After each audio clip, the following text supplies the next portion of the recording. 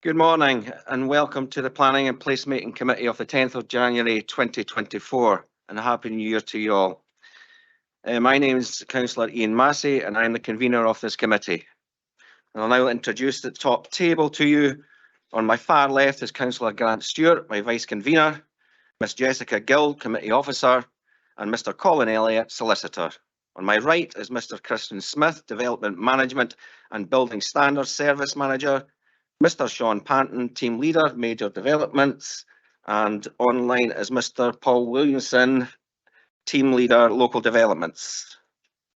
Housekeeping, as this is a hybrid meeting, members joining virtually,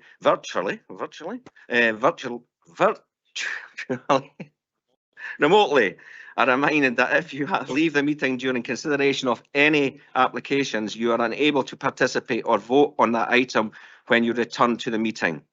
This also means that if a member loses their internet connection during consideration of any item, they should not vote on that item. Please advise the clerk via the meeting chat that you are leaving the meeting or you have lost your connection and are therefore unable to vote on that item. And whilst we are operating as a hybrid meeting for the proceedings today, can I remind councillors and officers to use the chat button to attract my attention. Q for questions, C for comment. I will now ask the clerk to confirm any apologies and attendance of those in the chamber. Thank you. Thank you, convener. We have apologies from Councillor Illingworth with Councillor Anderson substituting, Councillor Leishman with Provost McDade substituting, and Councillor Waters with Councillor McPherson substituting. We have a few members online. I'll ask them to confirm they're present, please. Councillor Braun? Yes, I'm here, Jess. Good morning. Councillor Harvey? Yeah, finally I'm here. Councillor James? Good morning, Jess. Present. Provost McDade? Good morning. Councillor Reid? Yes, good morning. Present. And Bailey Williamson. Good morning, Jess. Jess, I'm here. Thank you. All other members are present in the chambers, convener. Thank you. Now we'll move on to item 2, which is declarations of interest.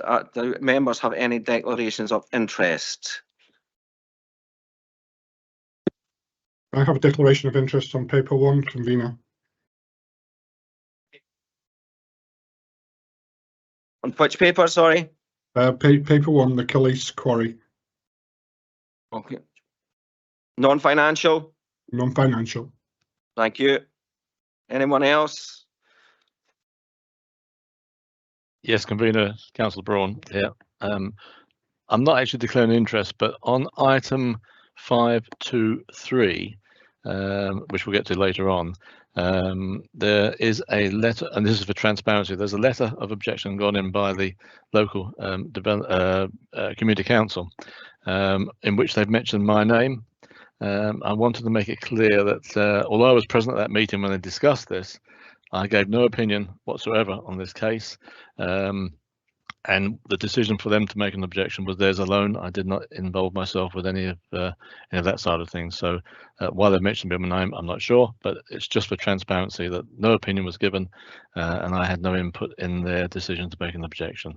Thanks, convener. Thank you. Councillor Cuthbert.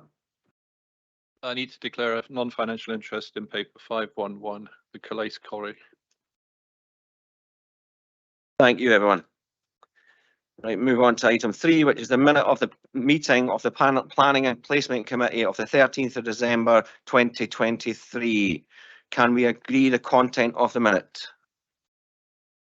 Agreed. Thank you. Thank you. We do have deputations today. Can I ask if you agree to hear deputations on item 511, 512, 513, 514, 515, 522, 523 and 524. Agreed. Move on to item 5, applications for determination. Major application, and the first major application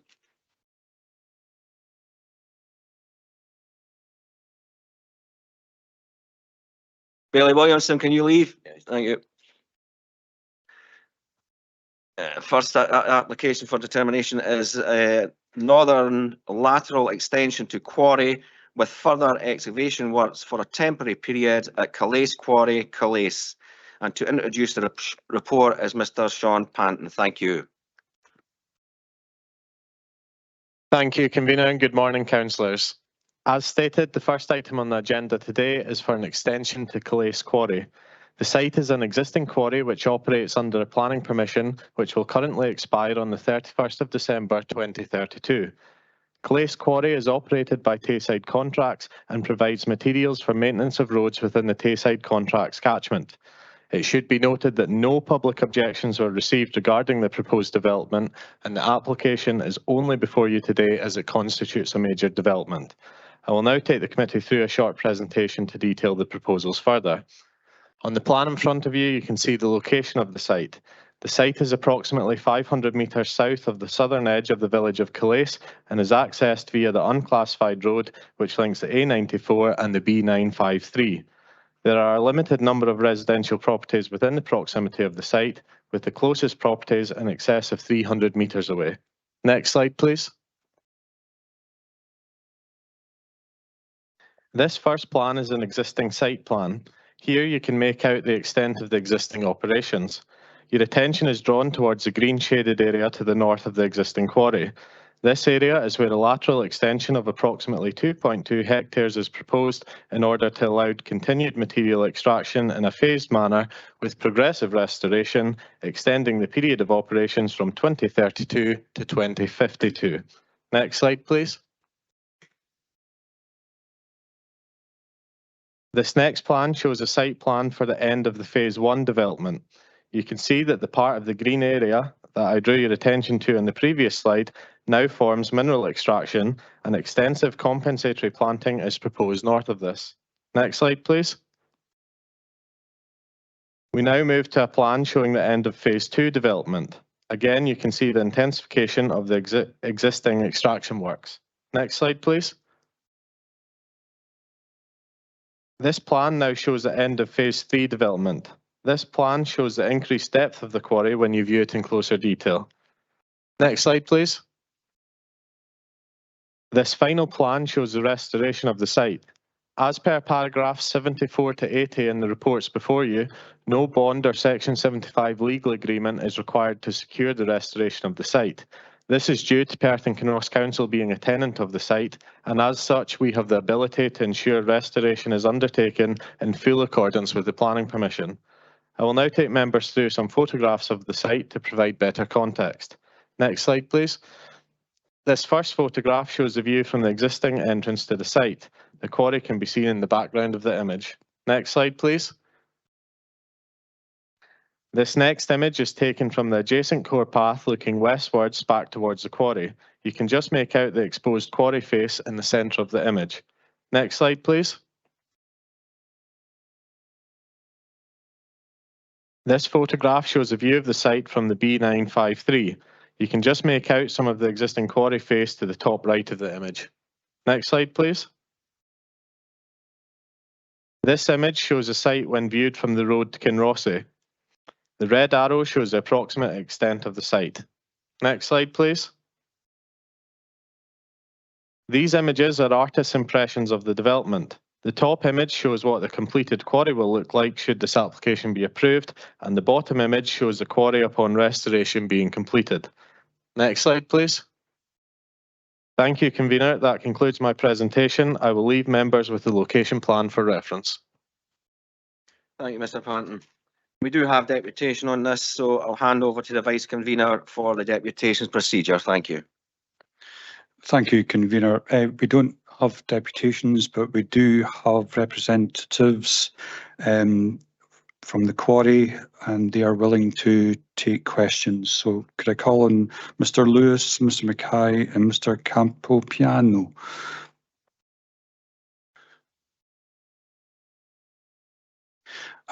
As per procedure, can I ask members to populate the chat box if there's any questions for the delegation?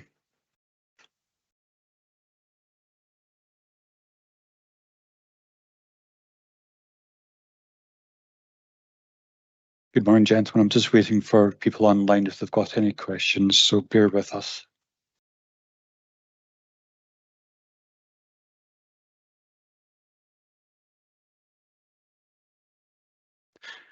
Councillor Harvey.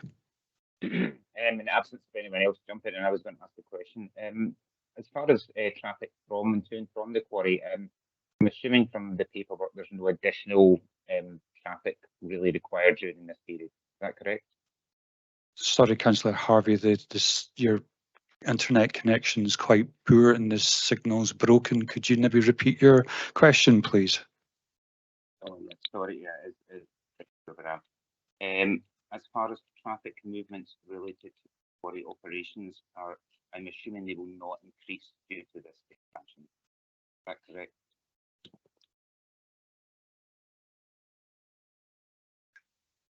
Yeah, there'll be no change in existing traffic movements as a result of the proposal.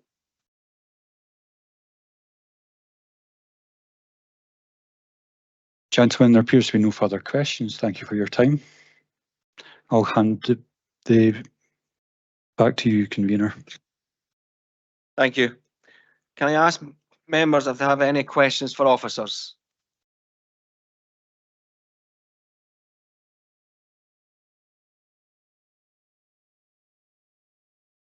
Councillor Braun. Yes, good morning, convener. Just a quick question for Mr. Panton. He mentioned there were houses within 300 metres. I couldn't see any on the plans that he showed. So my question was, where are those houses as they stand at the moment?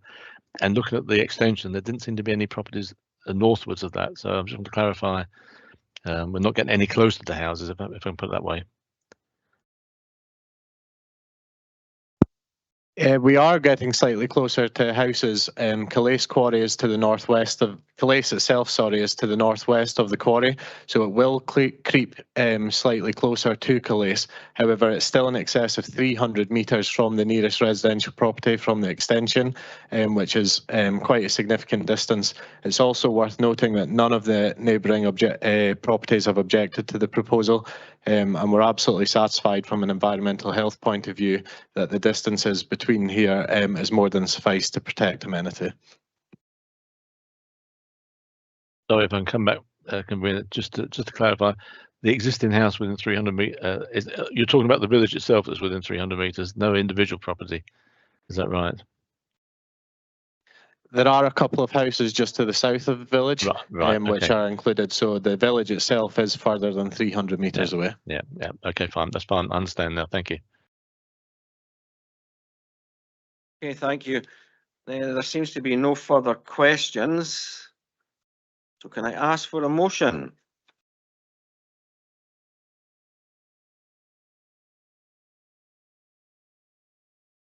Bailey McLaren.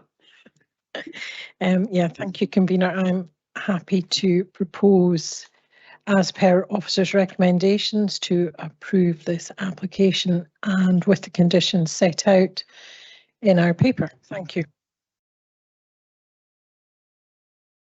Councillor James, do you want to second that, or is it a motion?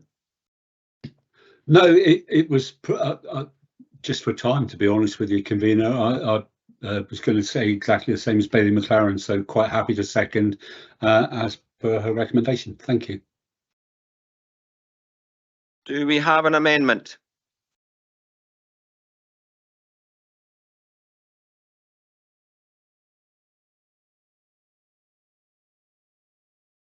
No amendment.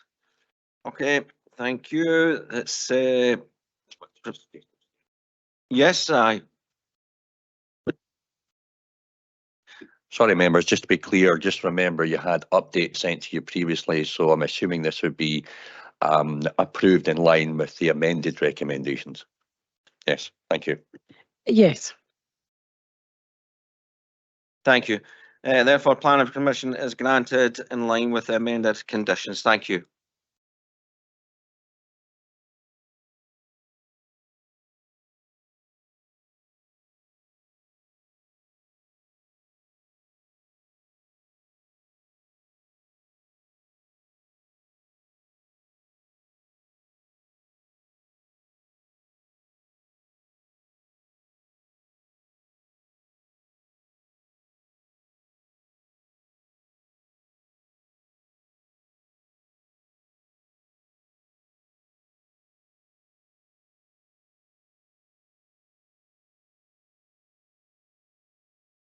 Okay, that's everyone back again.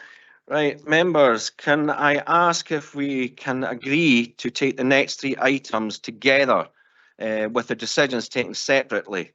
This is the all Oudenarde. Do you agree with that? Agreed. Thank you. Thank you. So to introduce the report is Mr. Sean Panton. Thank you. Thank you, Convener. The next item on the agenda today is an approval of matters application at Oudenarde, Bridge of Erne. The following 2 items on the agenda after this today, as the convener stated, items 513 and 514 are also approval of matters on the same overall site. As such, my presentation for this current application will also show the site for the following 2 items to save members hearing duplicate presentations today. Next slide, please. So here we have the location of the site for item 512. The application site comprises an area of relatively level ground between the A912 to the south, the Edinburgh to Perth railway line to the north, the M90 to the west with Bridge of Erne beyond, and immediately east is undeveloped land that has planning permission for 159 dwelling houses. The A912 road has been upgraded to facilitate the development of land and includes a roundabout to provide access. The site benefits from an allocation in the Council's local development plan, planning permission in principle, and a detailed planning consent. This current application seeks to amend the detailing of 29 houses on a site which already has a detailed planning consent to be developed. Next slide, please. Here we have an extract of the Council's Local Development Plan 2, which shows the extent of the allocation at Oudenarde. The allocation is referred to as H15. The indicative capacity of the wider allocation is 1,600 dwellings. Next slide, please. This plan shows the current detailed planning permission which has already been approved on this area of the site. This application is still live and could be lawfully implemented.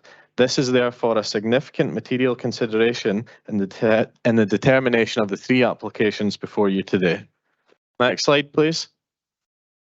Here we have the proposed plan showing the revised arrangements to the southernmost part of the wider site. As seen, the proposal is relatively consistent to what has already been approved, and the amendments to house types and layout are relatively minor. Next slide, please. Here we see a typical elevation plan. All of the 29 units proposed as part of this application are bungalows of varying styles. I will now show members a series of recent photographs taken on Wednesday last week. First image, please. This first image shows the site when viewed from the A912. You can just make out some of the completed affordable units in the background. Next image, please. This next image shows the roundabout which has been constructed on the A912 to facilitate the development. The application site is to the left of the image beyond the Harris fencing. Next image, please. This photograph shows where the access to the site will be obtained from. This road will also lead to the new bridge that will cross the railway to the northern part of the H15 allocation. This bridge already has planning permission and has been secured via a Section 75 legal agreement. Next slide, please. This photograph looks westwards over the site towards the M90. Here you can see the relatively flat nature of the site. It is worth noting that this photograph was taken on Wednesday last week after the recent stormy weather, and there was no obvious surface water flooding issues. Regardless, it is worth noting that the Council Structures Flooding Team and SEPA have reviewed the proposals and have no objection to offer in regards to flood risk. Next slide, please. Again, we see the site looking westwards towards the M90 with the A912 to the left of the image. Next image, please. This photograph shows some of the already completed affordable units within Oudenarde on Clayton Road. Next image, please. This final image shows some more of the already completed affordable units, this time showing part of Alexander Drive. Next slide, please. Thank you, Convener. That now concludes my presentation for item 512. I will now quickly show members the location and site plans for items 513 and 514. Next slide, please. Here we have the location plan for item 513. It is immediately north of the previous application that was before you. This application seeks revisions for a further 20 units. Next slide, please. For the avoidance of doubt, here is the proposed site plan for item 513. Next slide, please. And again. Thank you. Finally, we have the location plan for item 514. It is immediately east of the previous application that was before you. This application seeks revisions for a further 17 units. Final slide, please. For the avoidance of doubt, here is the proposed site plan for this current application. I will leave members with this proposed site plan for consideration. Thank you, convener. That now concludes my introduction. Thank you, Mr. Panton. We have a deputation on this, so I'll hand over to the vice convener for the deputation procedure. Thank you. Thank you, convener. Can I call on Mr. Bruce? Mr. Bruce, you're a member of the Erne Community Council. You have 10 minutes for your deputation. I'll give you a prompt after 9 minutes. So in your own time, I'll start the clock. Thank you very much, and thank you for hearing me. Unfortunately, though, our very rapid submission to this deputation comes in four factual parts. The first being a failure of the democratic process to allow us to represent ourselves properly, given the timescale and timing of the notices that we received. We received notice on the 4th of January that this hearing was going to occur today, and only then were we aware of the handling report and the details contained therein. We were given less than one working day to find deputies to attend, many of whom were absent on holiday or unable to find substitutes because they're in the teaching profession and the other teachers were all on holiday.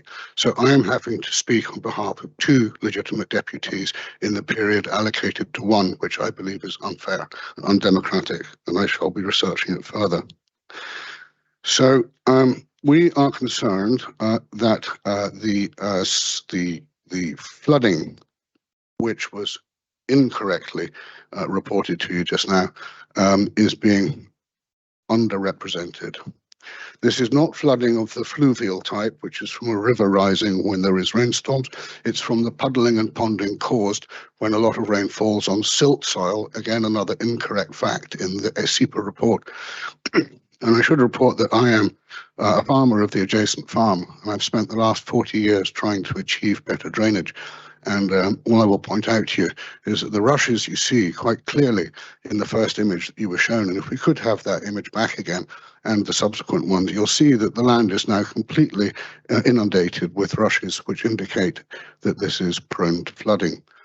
These rushes will continue to impede the development of this site because the seeds are fertile and competent for up to 7 years. So any attempt to grow a grass lawn in front of any of the houses once they're finished are going to be thwarted by the continual growth of rushes. Rushes also have the capacity of invading any drainage system if there's any crack in the pipes at all or whatever, and they will increase the requirement for maintenance.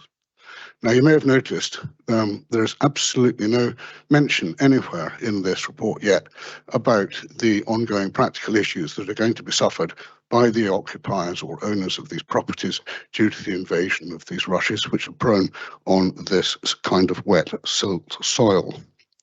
And it is unfortunate that the two-dimensional plans and elevations that you are shown do not in any way show you the three-dimensional living organic problem that we have on this soil, which is that the water will move to the low point rather than percolate down through. So puddle sites tend to be permanent, they occur, they reoccur and occur year after year. And this is going to affect the foundations of the houses and indeed will lead the whole site to be prone to dampness and deterioration of soft fabrics. So we would think that this, which has not been mentioned or explained properly, and indeed I have within my camera here images that would completely contest what was put forward by Mr. Panton as being the drainage, and indeed it would be absolutely detrimental if this council does not have a site visit to see for themselves what you cannot see through the rushes on a horizontal plane. But I was inundated over my Wellingtons with the water, depth of water on that site last week. So I fear there is a big problem there that is being overlooked and undermanaged. We are also very concerned about the multiple changes that have happened to this planning application through the 20 odd years that it's been on the table, because it's been through various changes in legal requirements as to what's to happen. The community is very concerned about the lack of a blueprint infrastructure plan to encompass the development of the school, to encompass the development of a health centre, to encompass the development of a bridge, which is required to alleviate the traffic problems from the northern section to the southern section and hence onto A912. So we are asking that this be restated in some way, because it's such a state of confusion that we cannot see, and so we do not know what to say, what the plan for the future is. We're also slightly concerned that the bridge, whilst there may be plans for the bridge in Section 75 agreements, these haven't been made publicly available, and I have been asked to be sure that we can see them because we're concerned. We're concerned also that the school, which is to be proposed, 17 classrooms, is to be put in the middle of this site. And one of the problems we have as a community council, we are constantly trying to address, is the fragmented nature of this whole development, because it's isolated by the motorway bridge. It doesn't engage with Bridge of Arn, it doesn't engage with Kintillo. And yet we have one field in the middle of the three settlements, which would be an ideal place for a new school to be developed. At the moment, this has not been recommended by any planners, but we will be suggesting a new local development plan. But I thought it would be wise to take the opportunity now to try and improve what is a very fragmented community. So I think I have managed to cover most of the points that we wished to raise. I apologise, it's an awful lot to throw at you at this late stage, but we again contest the lack of time that we have had to prepare proper deputation, and we are very conscious that the lack of training offered by Perth and Kinross Council to community councils places us in a distinct position of disadvantage. And I was only told this morning that I would not be allowed to have 2 times 10 minutes to explain the differences between the physical drainage issues and the infrastructure issues, only this morning. And so we will be contesting the fact that we were not given full democratic rights and process, and that we have not been skilled up to handling these procedures by the Kinross Council. This was raised in our last matter when we were contesting some of the points in the Scotia Homes, and yet it is impossible to find proper explanation as to what our rights are. We have taken the opportunity of circulating to all councillors involved in this email, which was sent only last night at 8:10 when I finally got it finished. We don't have enough time to represent ourselves properly. Thank you. Thank you, Mr. Bruce. Are you willing to take questions from members? Members, could you populate the chat box if you've any questions?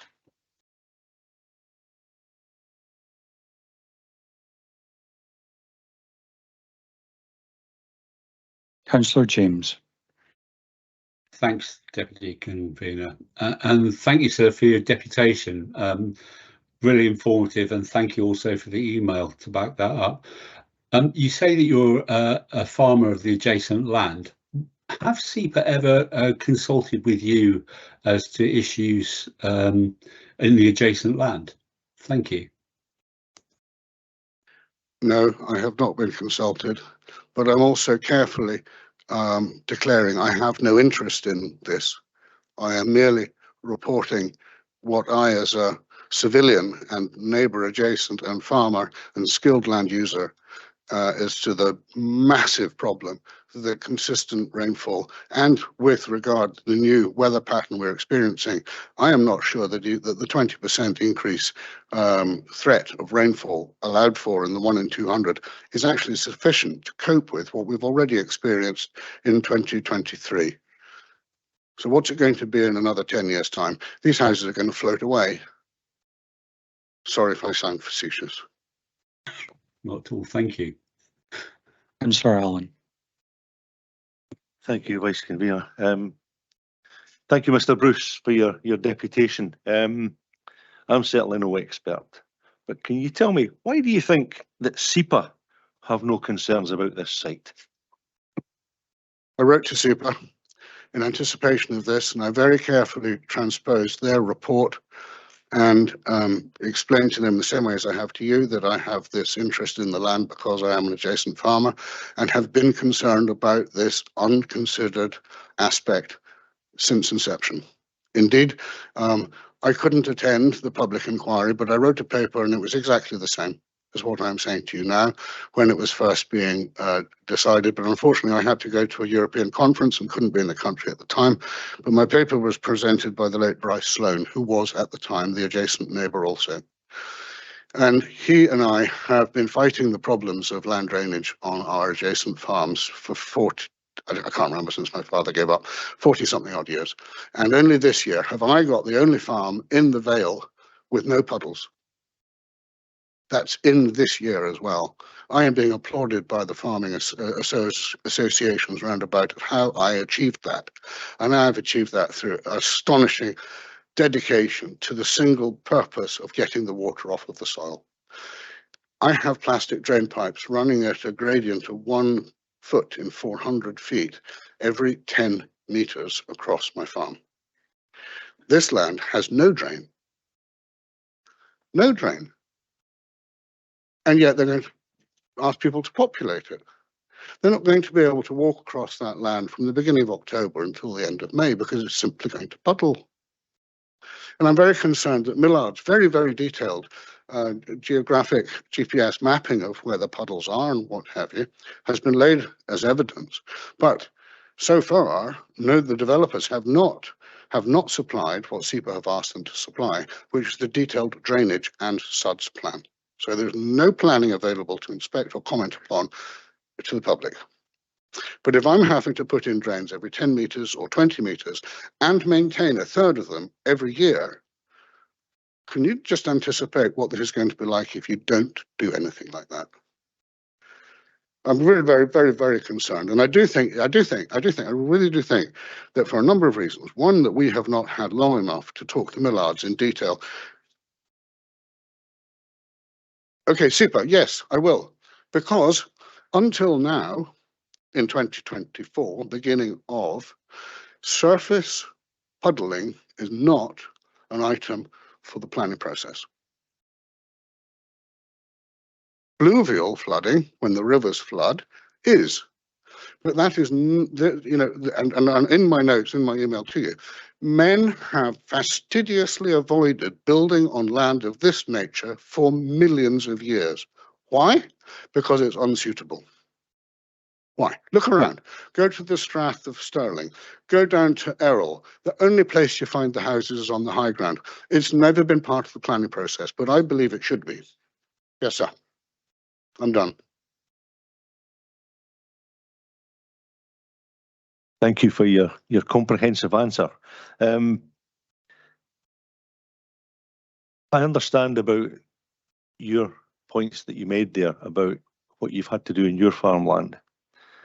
If it was such that the developer was to put in proper drainage, would you have an issue with this?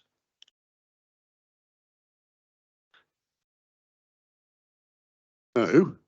Caveat. Maintenance. Everybody underestimates the maintenance required because you have now already got 7 years of seed that is viable and it will germinate at some stage in the next 7 years. Okay, so what would be new is you need to look in minute detail as to where the puddles form. You need to make sure that the sumps of these puddles are either drained or that they are leveled with a laser. You then have to put in a drainage scheme which is manageable and take the water to an approved SUD system.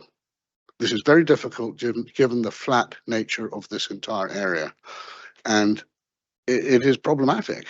It's a massive issue. Councillor Braun, we'll take your first question, please. Thanks, Vice Convener. Actually, one of my questions has just been asked by Councillor Allen. So That's that's out the way now. The other question is for Mr. Bruce. Good morning, Mr. Bruce, and thank you for the presentation. This is going to sound probably a bit unusual. I'm not an expert in rushes in no way. So obviously the developer would have to clear the field of rushes. I know you mentioned about seeding, but from your experience, is there no way of spraying the field to kill the rushes off once and for all? I'm sorry, it may seem a silly question, but obviously I'm not an expert. Unfortunately, no. The physiological plant of a rush is absolutely designed to be as waterproof as your best raincoat. They are a hollow-stemmed, very simple plant with a thick waxy cuticle, which is designed to shed everything. It's impervious to water. The thing about it is it grows a root that is sort of 4 or 5 times the size of the green plant that you can see. And this plant is designed to find, locate, and preserve a water resource for itself. So whenever it can, it will grow a long tentacle into the bottom of a puddle or into a pipe. Once it's in the pipe, it grows a cancerous root to stop the water flowing so it can absorb as much as it possibly can. In the old days, the problem with this was when they used short-length clay sectional pipes, that the roots went into every section and the pipe was redundant in a period of 7-10 years. The problem with killing the rushes, one would normally turn to use a product known as glyphosate or Roundup, which is a heavy salt, which kills the plant by breaking down the root in it. So the plant then dies by starvation. The problem with it is you have to get the product into the green part of the plant. The green part of the plant is protected by this waxy cuticle and it cannot colonize it. It sheds it. So you would also have to fight the recurring fertile seeds that will germinate anytime 7 years after they've been shed. What you will see farmers doing is mowing and mulching the tops repeatedly, exhausting it. And this has been found to be the only effective way to actually do it. So in my notes, I've suggested to you that this is a process that should be commenced now if this is to go ahead at all. Because if we don't take a handle on the rush population, it's just going to be a mess. Terrible mess.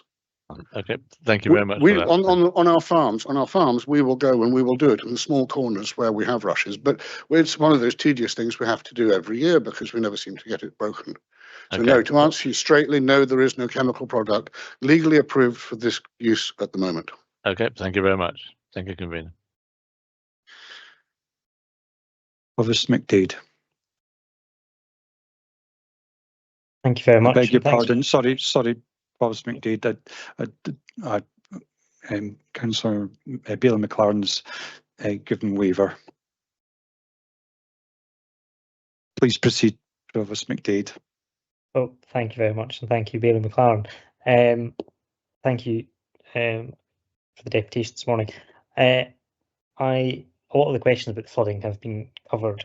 I just wanted to talk actually about the school, and whilst I know Oudenarde and Bridge of Erne, I'm not aware in detail of where the new proposed school is, but you mentioned that it is not well located for the 3 settlements. So can you possibly just expand slightly on that? I know you mentioned you're going to propose it to be placed elsewhere in the new LDP, but could you just cover that slightly for me?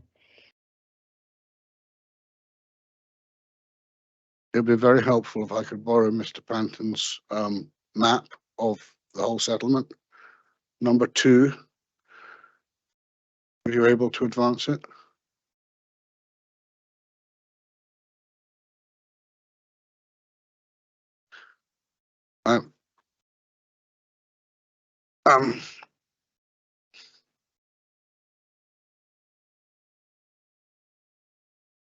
Yeah, up in the top third, where you have the motorway dividing Bridge of Erne and Kintillo from Oudenarde north and south, you can see a bare field wish I could reach there. North.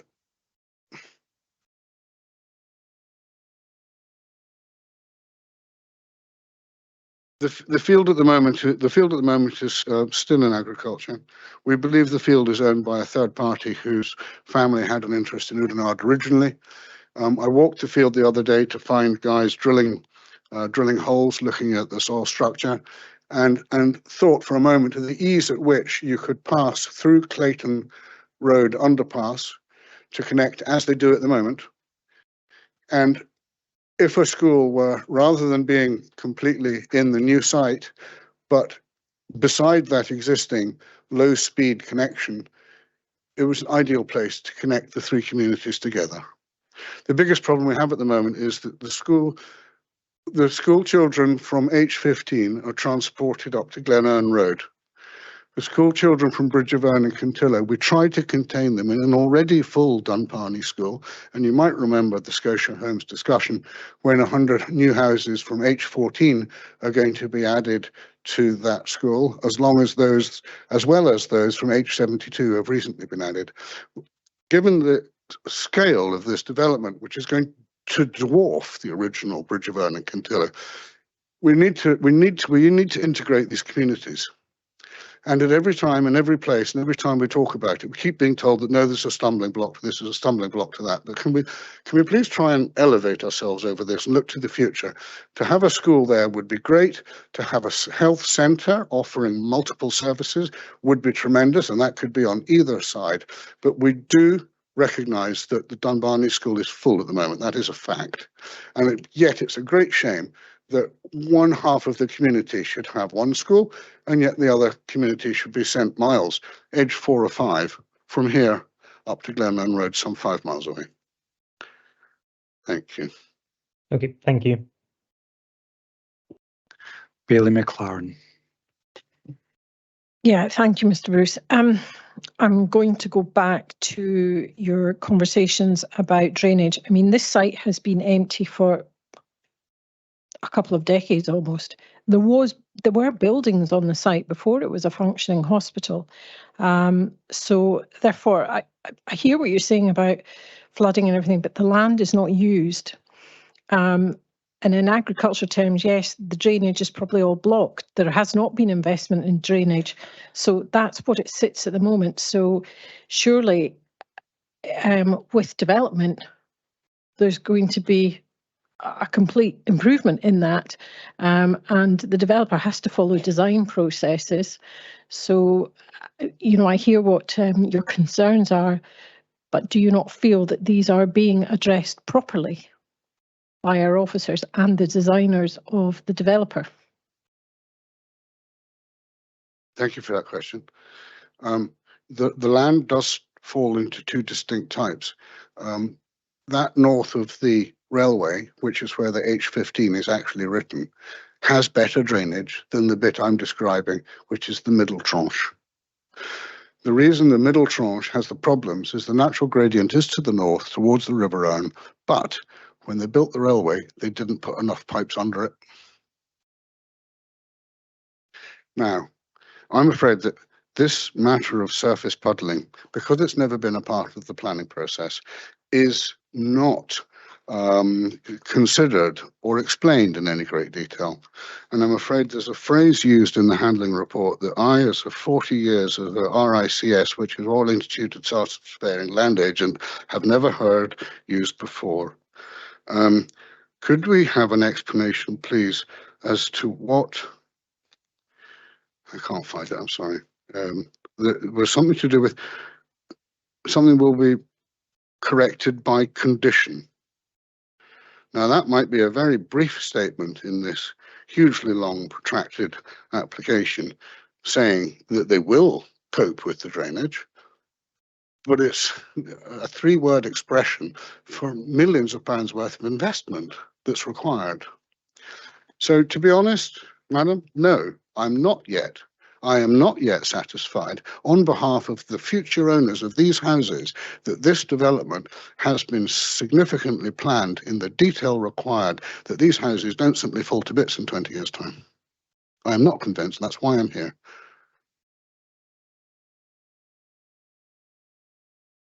Thank you. If I may finish on that one, this is something that could be considered if we had a little more.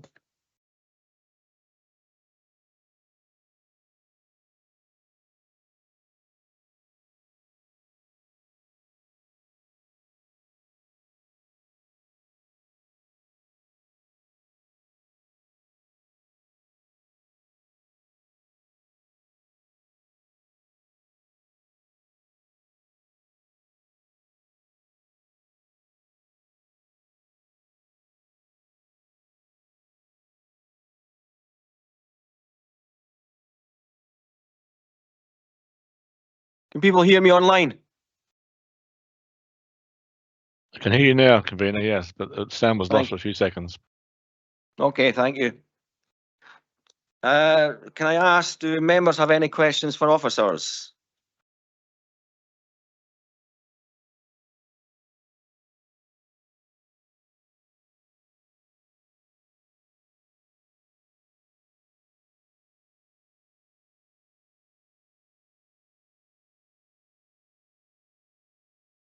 Councillor James.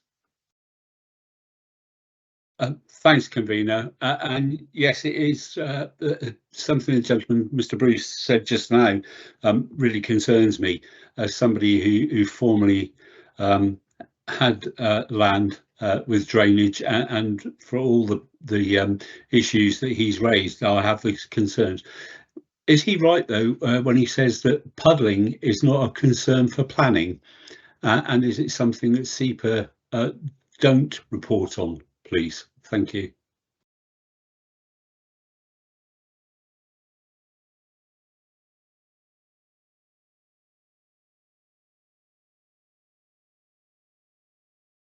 Can you hear me? Yeah. Thank you, Councillor James. Surface water flooding is something that we take into consideration, and I draw your attention to paragraphs 84, where we do identify that we know there is a surface water issue here. However, the reason there is surface water issue flooding here, as Bailey McLaren pointed out earlier, is because there's currently no drainage on the site, and from the flooding information that's been submitted, which both the council structures and flooding team and SEPA have reviewed, they are content that the drainage proposed is adequate enough to control this surface water flooding. So surface water flooding is a consideration, and it has been considered. Additionally, we have recommended a condition on all three applications, condition 19, just to secure some further detailing so that we're absolutely content.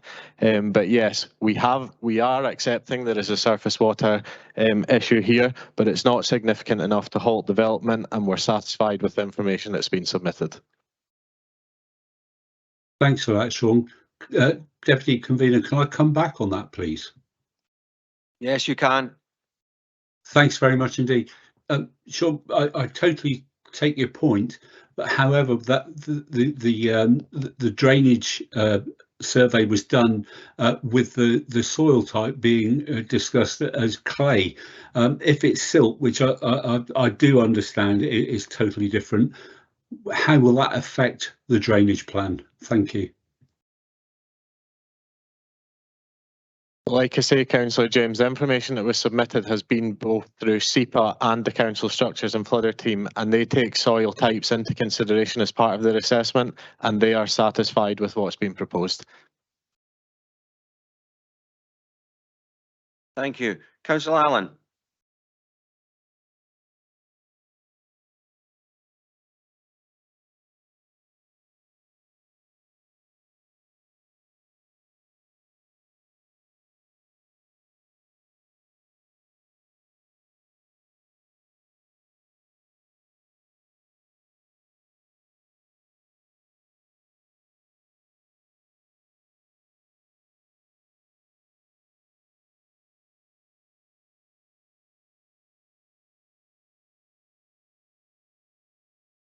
This one, do you want to just...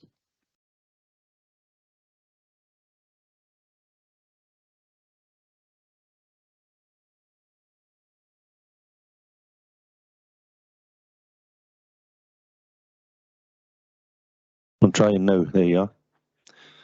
So, multiple pressing. Thank you, convener. I think we've probably covered it. However, I'm just going to ask again for clarification for my own purposes based on the question I asked originally. Do we have sufficient condition within this application to cover the drainage issues? Thank you. Yes, absolutely.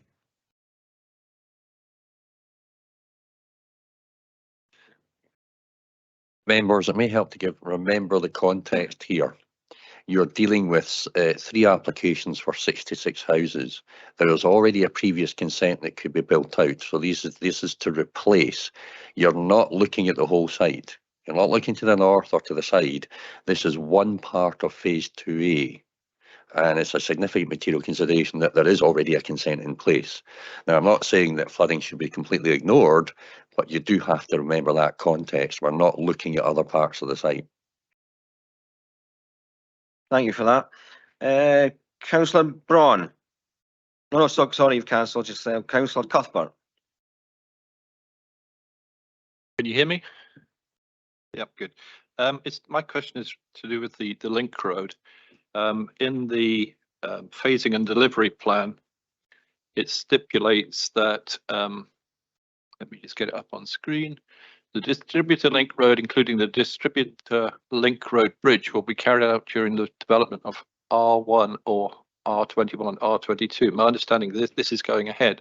So my question is the plan for that actually, has it been submitted? Are we aware of what's going to be done with the link road? Yes, so as I indicated in my presentation at the beginning, there's also consent for 159 houses to the east of this site. Now, depending on what is delivered first, either these GS Brown ones today or the Taylor Wimpey ones at 159, one of them will trigger the bridge to be built. Now, the detailing of the bridge has already been approved as part of a planning application. However, there are slight amendments to that required due to the electrification of the line between Edinburgh and Perth now. They need to raise the bridge that's been consented. So as it stands, there is currently a consent for the bridge. It will be required to be built out depending on who comes forward first out of GS Brown or Taylor Wimpey. But we will require some amendments to that bridge to account for electrification of the line. Second question, Councillor Cuthbert. Thank you, convener. Yeah, can you hear me? It's working this time. Yeah. Okay. About the school. My understanding is that link road has to be built before the school can be developed. Am I right in thinking that's going to be developed by the council and it will be funded from developer contributions and so on? Yeah, the exact detailing of that is to be confirmed. However, as Colin Elliott has pointed out already, that's largely irrelevant to this application because we have already got 66 houses consented here. So if we refuse these applications today, for example, to seek amendments to the school, GS Brown could go tomorrow and build the 66 houses they have consent for, but the school is secured via a complex Section 75 legal agreement, as you've already pointed out, and it will be delivered as part of the overall Oudenarde development. Yeah, I understand it's not relevant to this application, but it's also of interest to the wider community. They're obviously very concerned about the primary schools. So I'm just trying to get some idea of dates because the link road, obviously, you said the plan's already in and approved, but it's going to have to be amended. My understanding is the school we can't start designing it until the link road is finalised. So it's just when roughly that's going to happen. The trigger date for the school to commence construction is when the bridge is completed. And like I said earlier, the trigger for the bridge is within either this application or the Wimpey application. Maybe just to supplement that, Councillor, I think the Education Authority are well aware of the situation. Have been discussing and programming for this project for quite some time, and it may well be that if you're interested in the detailed position at this point in time, that would be a question for the Education Authority. But in terms of the planning permission, there are various triggers in place, but they are not time specific. They are delivery of the number of units and other aspects such as the bridge specific. But I would imagine that the Education Authority are looking at a timeline because these sorts of projects take a long time to deliver, plan, finance, engage tenders, etc. Yeah, thank you for that, Christian. I mean, the point I'm trying to make is that the school can't start really until the bridge is built and the road's built. That if we give consent today, my understanding is that should start more or less the same time as the development in these sites. So that means the Education Authority can start to move forward with the design of the school, and therefore answer some of the questions that the residents locally have got. To an extent, yes. Okay, thank you. Any further questions?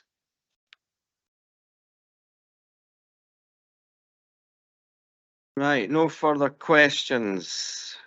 Right, so we'll go through these one at a time. The first one we'll go through is 512, which is the erection of 29 dwelling houses, 11 detached garages, landscape and associated infrastructure, approval of matters specified in conditions of 02014824/IPM, land north of the A912 Oudenaarde Bridge of Erne. Can I have a motion for that, please?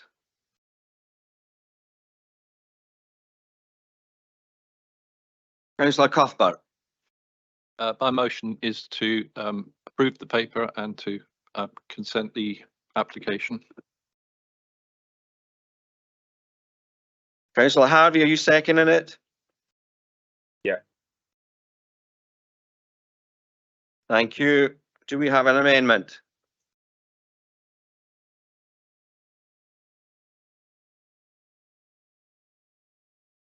No amendment.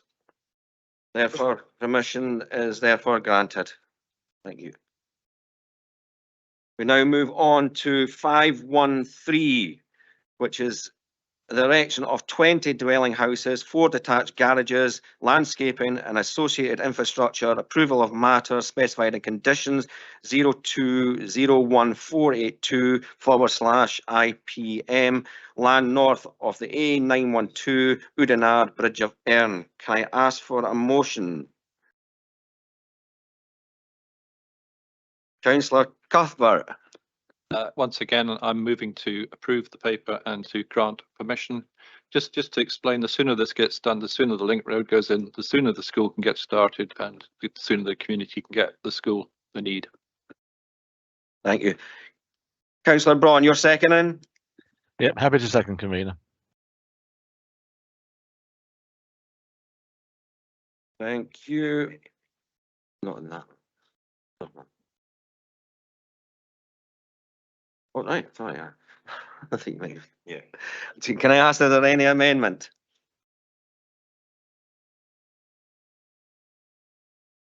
No amendment. Therefore, permission is therefore granted. And the last one is 514, which is the erection of 17 dwelling houses, 7 detached garages, landscaping and associated works, approval of matters specified in conditions of 02014824/IPM, land north of the A912 Oudenaarde Bridge of Erne. Councillor Cuthbert, you're quick off the mark today.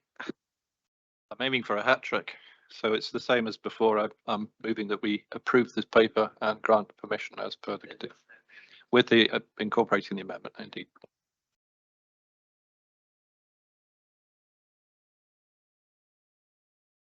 Councillor Braun. Yep, thanks, convener. Happy to second again on that one. Do we have any amendment? No amendment. Therefore, planning permission is granted, subject to the new conditions. Thank you. We will now take a 5-minute recess. Thank you.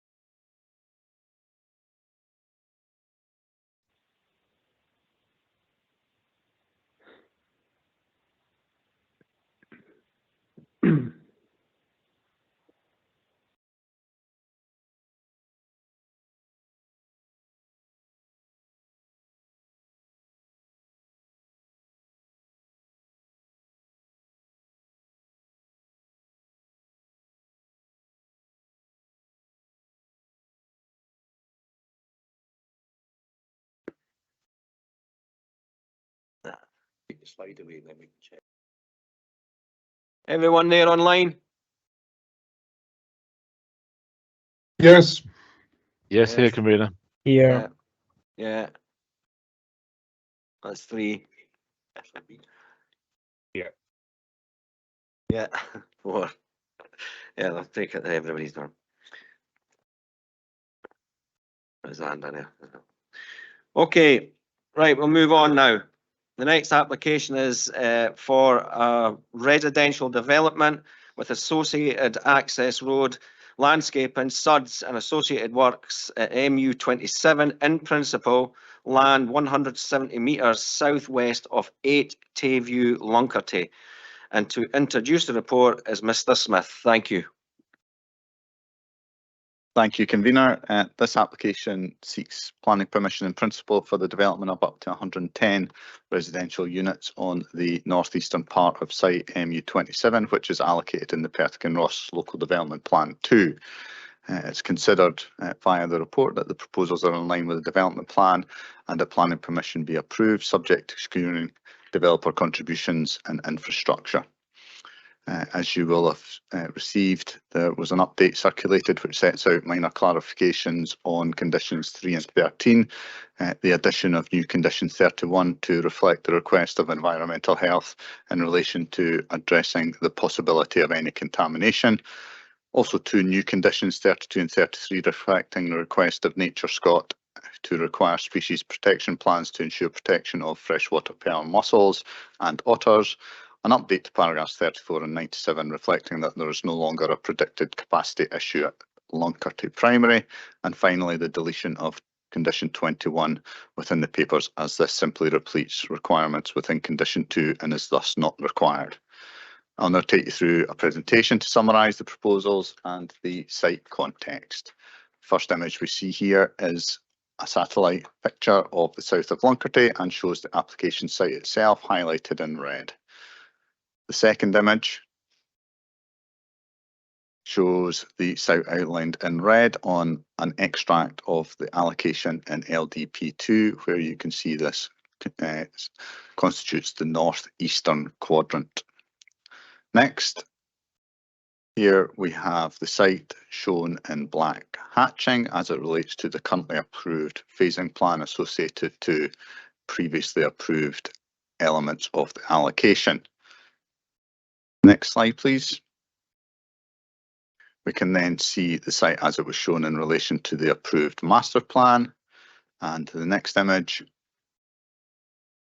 this shows the site as set out in the master plan submitted in association to the application. Next, this final plan shows an indicative layout for the site, and it should be noted that although the detail of development is not to be considered via any of these slides, that the access points in the various documents I've shown you all align with access roads and points of connection to the phases to the west and to the south, all aligning. I'll now move to a series of photographs to give a feel for the site context. This first image is taken from the road which runs along the northern boundary and looks east from the west of the site. That is the road that I think eventually leads to Tayview.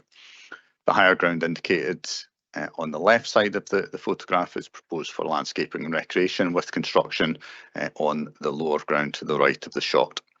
The next image. This is within the site and looks southeast with the River Tay within the trees at the edge of the field. The image itself showing the gentle rolling nature of the majority of the site. Next slide, please. Yep, we then here have an image looking in the opposite direction to the previous slide and from the higher ground down onto Hatton Road. Next, here we turn east and see the rear of properties on Tayview. The final photo returns to the location of the first photograph, which looked into the site with the higher ground on the left, this time turning to the north or our left, and looks along that existing unadopted road, which leads, as I said, to Tayview. Thank you, convener. We now return to the satellite image, which identifies the site's location. Thank you. Thank you, Mr Smith. We have a deputation on this. I'll now hand over to the Vice Convener for the deputation process. Thank you. Thank you, Convener. We don't actually have any deputations. However, we do have Mr Miles, agent for the application. So if is Mr Miles, can you hear us?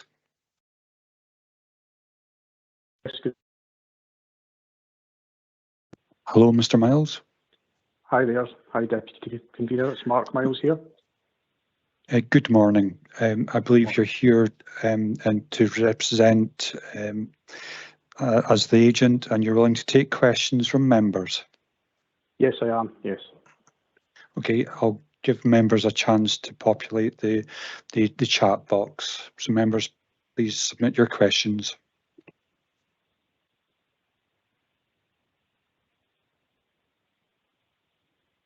Bailey McLaren. Thank you. Mr Miles, there's quite a concern from residents in Tayview with regard to the unadopted road. I've looked at the transport survey and last night, and I'm sort of, could you just give me clarification that there will be no access, traffic will not be signposted into that, onto the unadopted road. The access will be fully through the other development, the other phasing of the development. That would be helpful. Thank you. Yeah, sure. Yeah, that's correct. There'll be no vehicular access through Tayview. That will obviously be attained as an access to the existing properties and as a pedestrian route as well as what it is at the moment. We're proposing our phase of development would be phase 4, so that basically we cannot commence work until A&J Stevens are basically on site with phase 3 to the west of our site. So, you know, we have to link into their infrastructure that would be proposed as part of their subsequent detailed approval.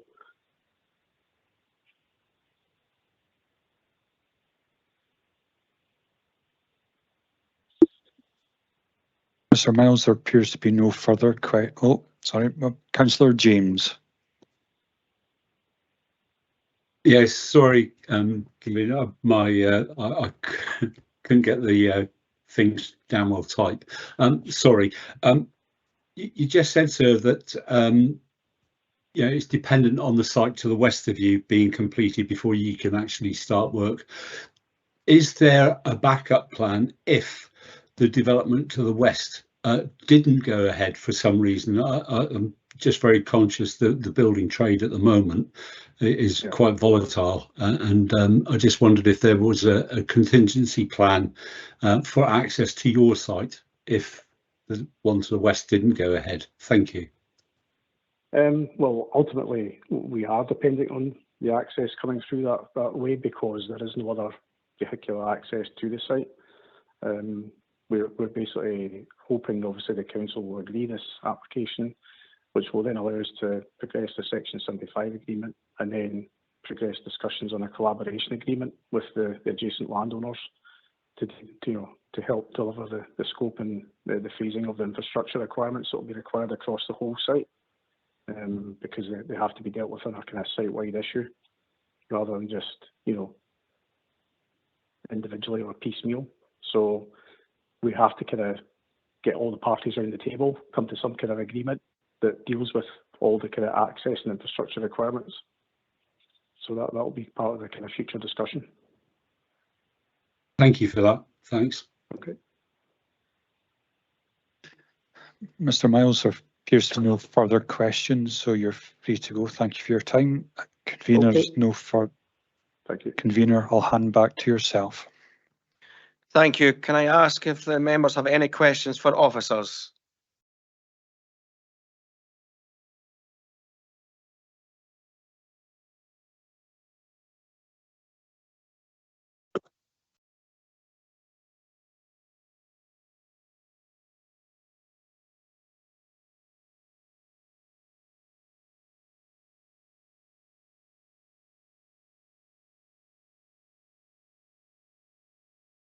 Councillor Braun, you must be muted. Sorry, the sound from you lost as well, so it didn't get you to call me in. But it's a very quick question. Paragraph 69 talks about roads and access, and it does say that the amount of traffic coming out of this site would be acceptable for the size of development. But I'm just wondering, with the other developments around it, is there a concern about the actual accumulation of traffic coming out into Lunkerty?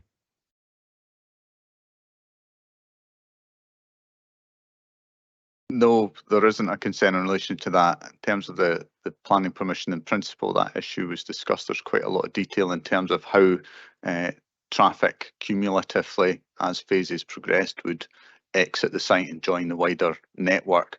But no, there isn't a concern in relation to that, whether it be in terms of this site and how it would relate to adjacent phases, and ultimately how the combined traffic would exit out onto the existing network, and there are provisions in place to require improvements to an acceptable standard depending on the situation at the time. Marvellous, thank you very much. Thank you. Councillor Anderson. Thank you, Convener. I remember maybe 8 or 9 months ago we had a discussion in this room where I think John and Stephen were talking about this development, and there was a slight divergency in numbers of houses to be built within this total development at below Lunkerty, south of Lunkerty. John, I think it was up about 630, and there was a limitation about 520. The planning department, whatever roads recommended as a maximum.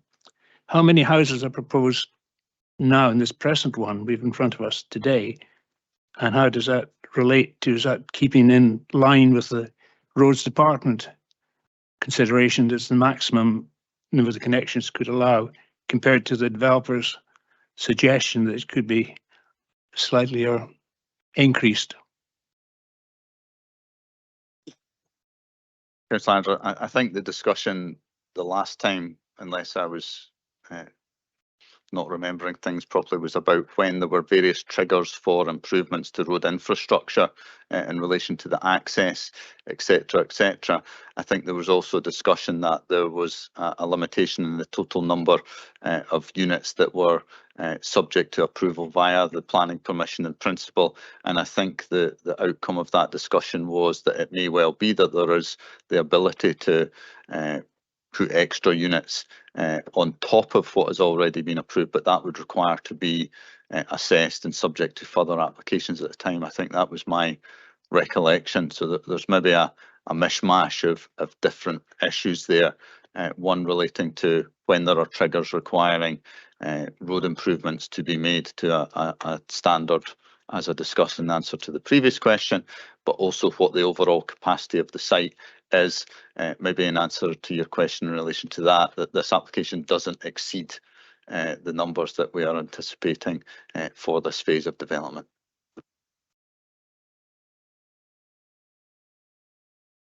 Thank you. Any further questions?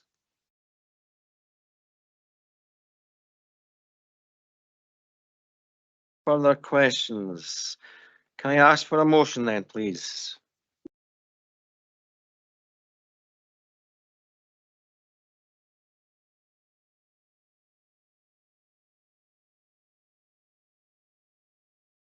I'll put forward a motion for approval. Thank you. As amended. Councillor Stewart, do you want to second that? I'm content to second. Thank you. Do we have an amendment?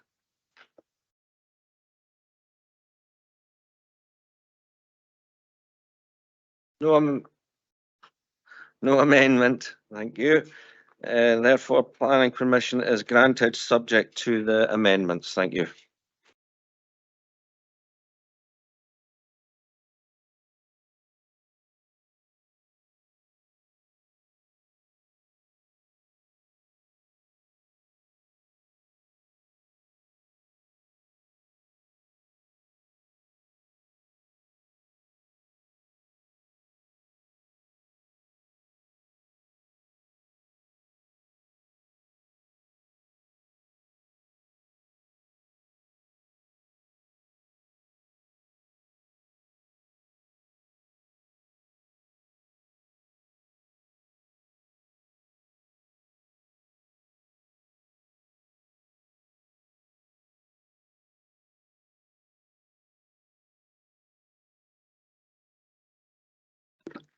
Okay, move on to the next item, which is the erection of 60 dwelling houses and 34 garages, formation of Suds Basin, a service access road, parking areas, landscaping and associated infrastructure, phases 4 to 6, approval of matters specified in conditions of 16//01595/IPM of dwelling house and garage and associated works at Benila Golf Course, Alyth. And to introduce the report is Mr. Smith. Thank you. Thank you, Convener. This application is the latest phase of a wider development for which planning permission in principle has been granted, all in part of the former Gillin Isla Golf Course east of Alyth. 60 houses are proposed and occupy the southwestern part of this larger site. Lossett Road lies to the west, whilst vehicular access would be from Meathill Road to the north via existing phases, which include both housing and a care home. As an MSC application, the proposals follow on from a planning permission in principle granted in 2017 and sees a legal agreement in place which sets the approach to be taken on matters such as affordable housing, with the supplementary guidance of that time applicable rather than that which was adopted by the Council in December last year.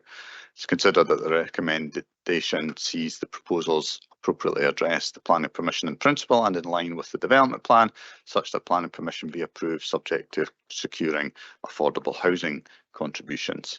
Again, an update has been circulated. This sets out an enhanced condition 3 relating to the air quality assessment findings being implemented. Replacement of condition 7 with improved wording to ensure a buffer associated to the Crockney stone remains in place. Replacement of condition 9 with the council's standard condition on ensuring animals do not become trapped in excavations. A new condition 11 to require the findings of the ecological appraisal are implemented. An addition to condition 20 to control and require phasing of the delivery of landscaping. And finally, that condition 21 sees an addition that requires biodiversity enhancements to be implemented. I'll now take you through a presentation to summarise the proposals and the site context. This first image shows the location of the site in red, with Alyth shown to the west and the location of Meathill Road and Lossett Road identified. Elements of earlier development phases are also identifiable, the care home to the left of the access and housing to the right. The next image, which is unfortunately faint on the screens. This is the proposed layout, and existing approved development is also shown to the north, beyond, in some cases, some of the drainage facilities. Next slide. We can then see here a clearer colour picture of the proposed layout with landscaping, roads, paths and drainage features all visible. The path to the left and south of the 18 units there is intended to connect to Lossett Road, which is a core path. The next slide, and this together with the two subsequent slides show proposed house types. Firstly here, a two-storey property which would be to the far east or right of the site as indicated in the far lower right of the slide in red. Next slide. Then we have a bungalow which is scattered throughout the layout again as indicated in red in the lower right hand side of the image. And next a further example which is another bungalow again scattered across the layout as shown in red. I'll now take you through some photographs to give a feel for the wider site context. And this first image is taken from Braids Close, one of the existing phase streets, and looks east out to over some of the treed areas and areas of the golf course. Next slide. This one turns back and looks towards Braid Close, just showing the edge of the development and the roof of some of the properties, and quite a nice sunset there. Next slide. We then see an image from the north of the site across the Suds ponds, which were under construction at the time of the visit, where Wellingtons were in use. Next slide. This is one of the completed streets, Jameson Way, and you will note the prevalence of bungalows in that part of the completed development.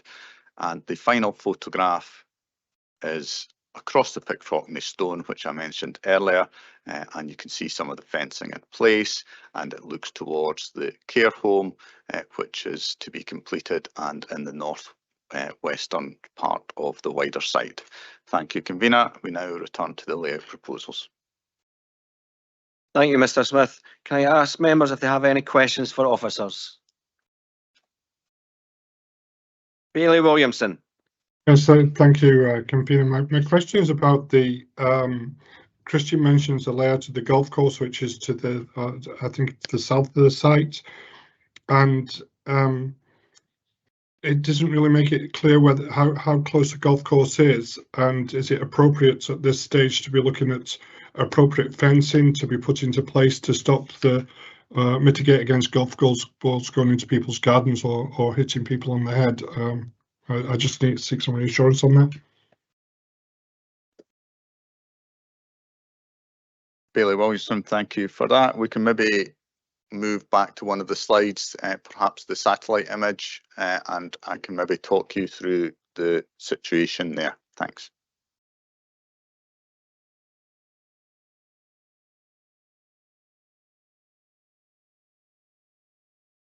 Yeah, so if you look at this image, and the site obviously identified in red, the holes that you see to the south of the site are south and west, so the area running southeast from where it says Lossett Road, those are no longer part of the golf course and will be subsequent landscaped areas associated to the wider development, creating an edge and buffer to it and available for recreational purposes. So yeah, as you see the cursor there, those are no longer part of the golf course, and the area to the east, there's quite a substantive tree buffer there as well, so I don't feel that there's any particular issue as an avid golfer myself, that even I, who have my off days, probably wouldn't be able to get a golf ball to go towards the properties that are proposed in the application.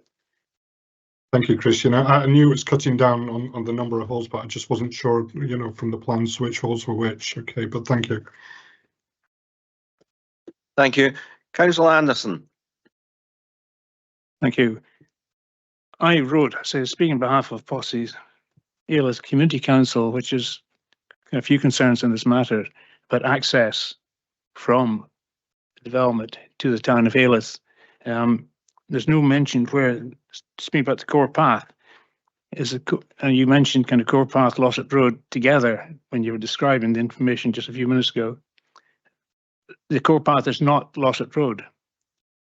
Is that correct? It's another route, because Lossett Road is a number of residents of the development at present are disabled in wheelchairs, and said it's a pretty dangerous road, Lossett Road, for anyone pushing a wheelchair coming round that section to access Ayless. My other concern is, say, the condition of if the core path is not Lossett Road, the condition of the core path for disabled users, is it be a tarmac finish on this road, or will it be just a dirt track, which is not suitable at all for wheelchairs, etc. I'd asked in my letter to the Planning Authority maybe 7-8 months ago what time is the improvements to the access to this development meant to be implemented. Was it when the nursing home was started, or when 15, 10, 20 houses were built on that site? There's quite a number of houses on that site already. It says now that when the first house is occupies the first dwelling house of this development you're talking about, these improvements are meant to be in place. Could you please confirm my various queries or answer them? I think there were quite a number of things that you asked, and I'll certainly try and answer them one by one from memory. The first question, I think, was, is Lossett Road the core path? The answer to that is yes, and there would be a requirement under the planning permission to provide the connection to that, which is required under the planning permission in principle as well. I'd also direct you, I think, to recommended condition number 18, which sets out various situations in relation to that core path, and that details and things are to be provided. There is also, I think, embedded within the report discussion in relation to matters associated to the Section 75 agreement, which have not been complied with by the developer in relation to improvements to the core path link, and also the provision of a shuttle bus from the development.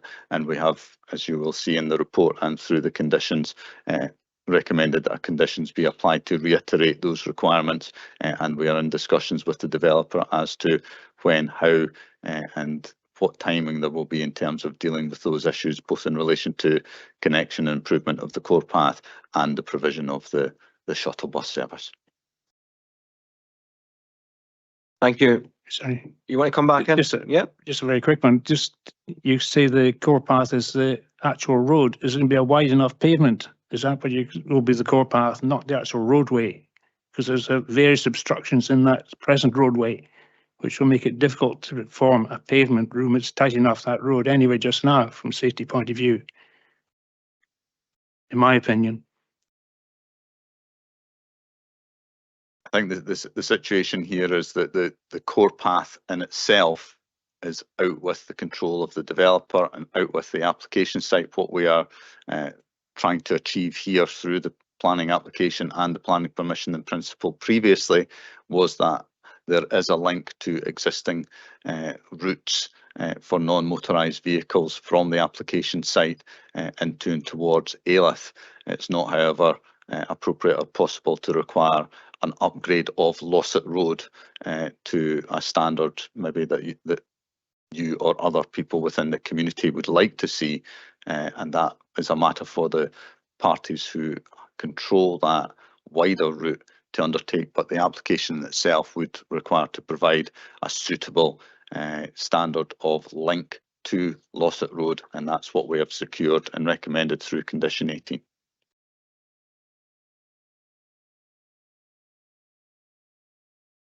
Thank you. Any further questions?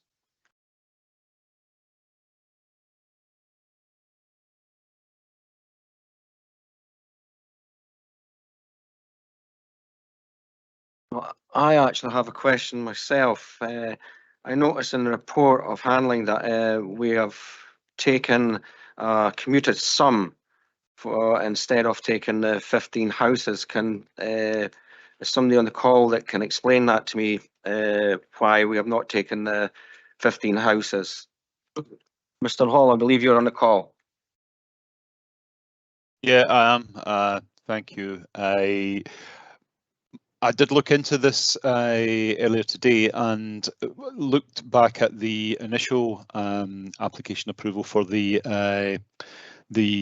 in principle planning, and what the contributions officer has put in his report at the time was that a review of affordable housing demand in the area has identified that on-site provision could be supported, but with the location and the initial scale of the development, the on-site provision would be better provided through the later phases. So the earlier phases now, and I think arguably, you know, phases 4 to 6, which is the application which I gather is under consideration here, is I think viewed as an earlier phase. It was recommended that a commuted sum would be appropriate for the earlier phases, but on-site provision could be considered for the later phases. That's for phases 7 to 9. We have been in discussions with the developer to provide, and he has agreed to provide on-site affordable housing in the phases 7 to 9, but the development to date, I think largely as a result of the kind of poor connectivity and the poor transport links in particular, it was decided earlier that a commuted sum was appropriate for the earlier phases. This might be one for Mr. Elliott. I assume that this cannot be changed to Section 75. That'd be correct, Convener. We, of course, shouldn't go back too far in history because we can't go back and revise things that are already there. Just to point out that you're actually going back to an 09 IPM when things were agreed and put into a section 75 at that point, as I understand it. So, but Mr. Hall's obviously answered that there were considerations, and there, as I understand it, was to be affordable housing at a later phase. Okay, thank you. Any further questions?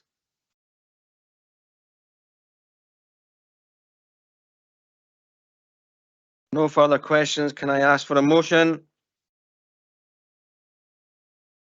Bailey McLaren. Thank you, Convener. Yes, I'm happy to propose approval as per officer's recommendation and the updates that we have received.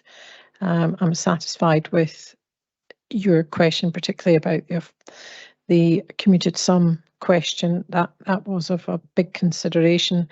But yes, happy to support the approval. Councillor Reid, you're seconding? Yes, Convener, happy to formally second. Thank you. Do we have an amendment? Yes. Councillor Anderson. Yes, I'd like to delay this approval of this application till we sort out the access, the province with the core path and the route, as mentioned by the gentleman with affordable housing. There were reservations on the safe location, access to the development, access to Ayleth, because of the lack of, well, the unsafety of the locations of extra development into the town of Ayleth. And I'd like further discussion to take place on confirming the access and what's to be done with getting the access detailed now, rather than something in discussions the planners will have prior to, say, the first house being built or occupied.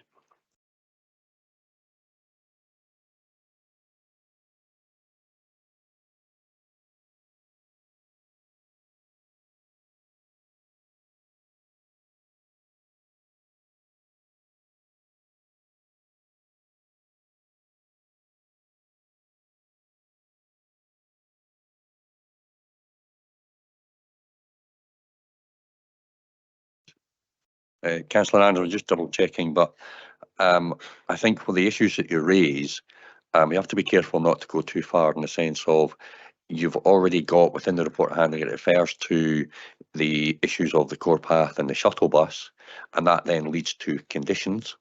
And separate to that, there could be enforcement if it's not delivered. But you also have to be careful you're not going too far, that you're not asking for more than is required of this development, because the developer only has responsibility for this development and may not have full control of Losset Road.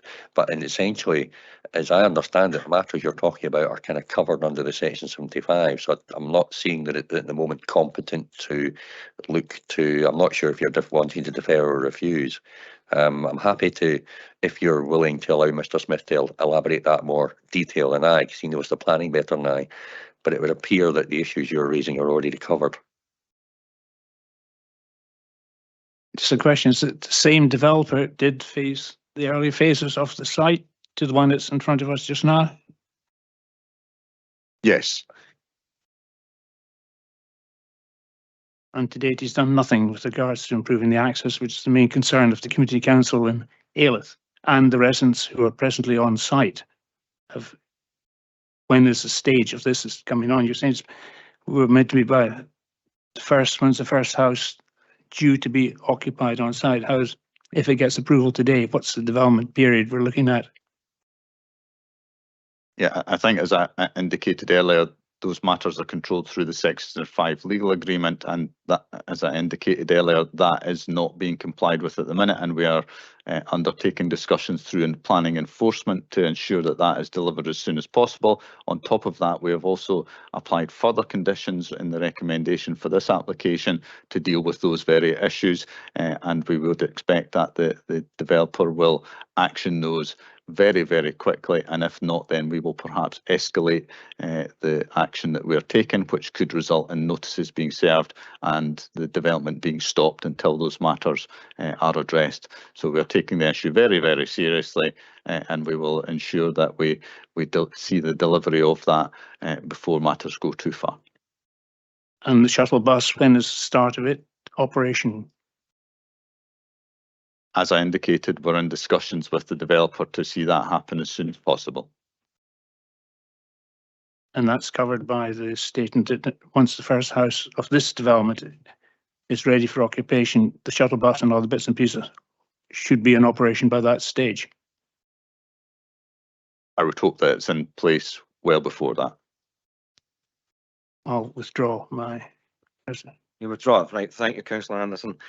Let me recap then. So we have a motion by Bailey McLaren to approve with the added recommendations, seconded by Councillor Reid. Do we have any other amendments? No. Then planning permission is therefore granted, subject to the conditions and the revised conditions. Thank you.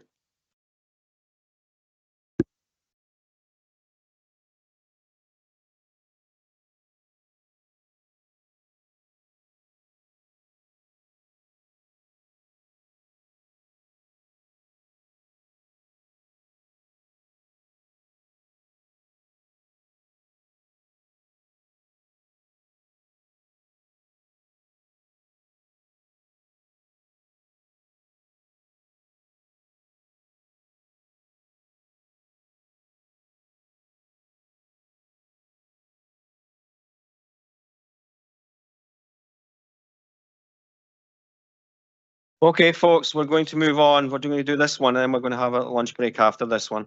This is moving on to the local applications, and the first one up is the erection of a dwelling house and garage and associated works at land 25 metres west of Dungreevy House, Dungreevy, Glenfarg, Perth. And to introduce the report is Mr. Williamson. Thank you very much, Convener. As outlined within paragraph 2 of the committee report, this application has followed a previous refusal for the erection of 2 dwelling houses.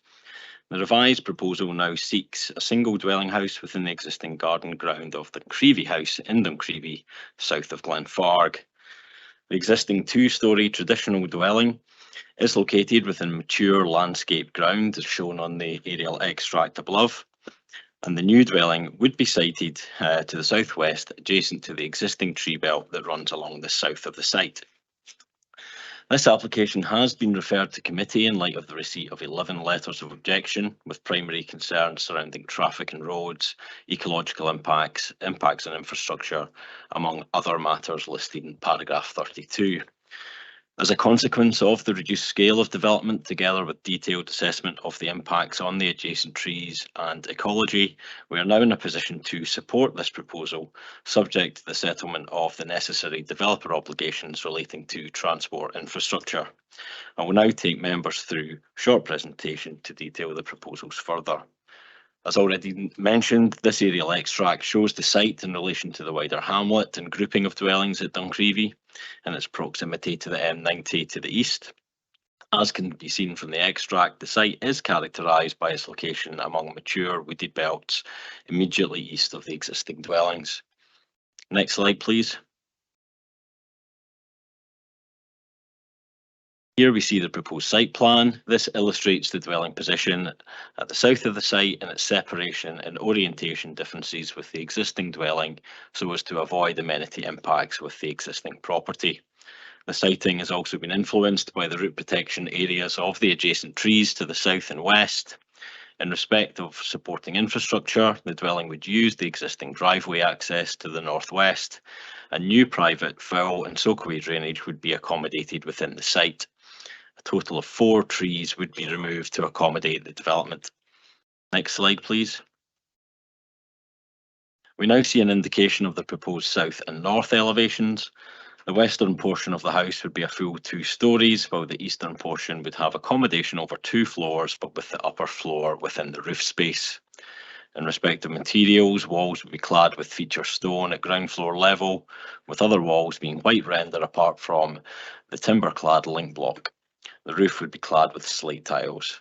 Next slide, please. This next image is a perspective of the dwelling from the orientation of Duncreevy House. I will now share a couple of photographs from the case officer's site visit. Next slide, please. This first photo is taken from the north of Duncreevy House, which is just visible at the left edge. The site of the proposed dwelling is beyond the centrally positioned tree and against the backdrop of retained woodland. Next slide, please. Here we see a view from the site of the dwelling back towards Duncreevy House itself. Next slide, please. This next image shows the maturity of the trees to the south of the dwelling footprint, with a glimpse through to the Duncreevy House beyond. Next slide, please. This last photo shows the view from the footprint of the dwelling westwards towards Benahee, the nearest dwelling beyond the site boundary to the west. Next slide, please. Lastly, to clarify, following the publication of this report, it has been identified that there are a couple of minor amendments required to some of the proposed conditions.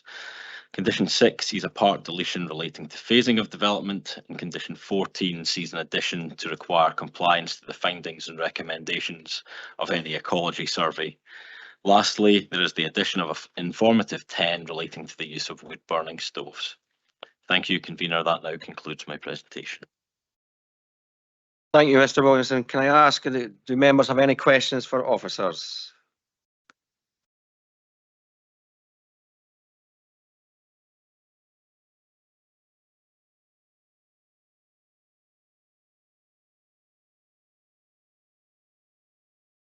Councillor Cuthbert, you can ask your first question unless they're related. They're not related, so I'll just ask my first question. Basically, this application or this site had an application that came before this committee for 2 properties. It was refused by officers and then it was also refused by the local review body.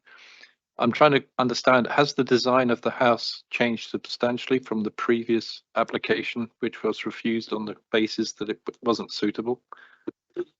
Most of the issue with the previous application, which had been determined under delegated powers and an LRB, as you say, the concern was in respect of the second dwelling, which was located to the north of Duncreevy House in a position that would have had a far greater impact on the retained woodland.